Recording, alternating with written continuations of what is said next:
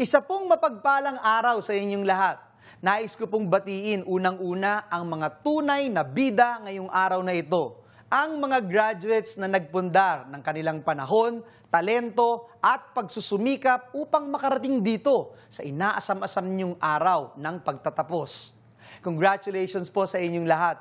At tulad ng napakarami nating mga kababayang nagtagumpay dahil sa TechVoc, ang araw po na ito ay simula ng inyong tuloy-tuloy na tagumpay. Kaya naman po, may good news pa ako sa inyo. Alam niyo po ba, saan man sa mundo ngayon, ang nagpapatakbo ng mga kumpanya at mga industriya ay mga technicians, service workers, at skilled workers. Hindi lamang po yan, tuloy-tuloy po ang paglakas ng ating ekonomiya. Kaya nga, sabi po ng World Bank, the Philippines is no longer the sick man of East Asia, but the rising tiger. Ibig sabihin po nito, maraming oportunidad para makapagtrabaho dito mismo sa ating bansa ngayon. Isa pa pong magandang balita, 86% ng mga employer sa bansa ay nagkaisa sa pagsasabing highly satisfied sila sa performance ng mga TESDA specialistas.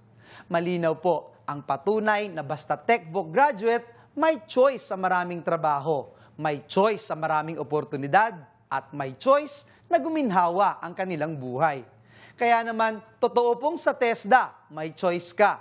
Kaya't lubos po ang ating pasasalamat sa inyo pong mga training institutions na nagbibigay sa inyo ng dekalidad na kasanayan at kaalaman.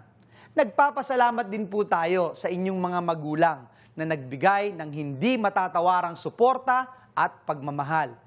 Graduates, wag po ninyong bibitawan ang inyong mga pangarap. Mula po ngayon, dala-dala niyo na ang pagiging tatak TESDA, tatak world class. Kaya't saan man po kayo mapunta, ingatan niyo po sana ito at ipagmalaki na kayo ay dekalidad, in demand at world class na manggagawang Pilipino. Ako po si Secretary Joel Villanueva, ang kaagapay po ninyo sa inyong matuwid na pag-unlad. Pasensya na po at hindi ako makakasama sa inyong blowout mamaya. Maraming salamat muli and God bless you all.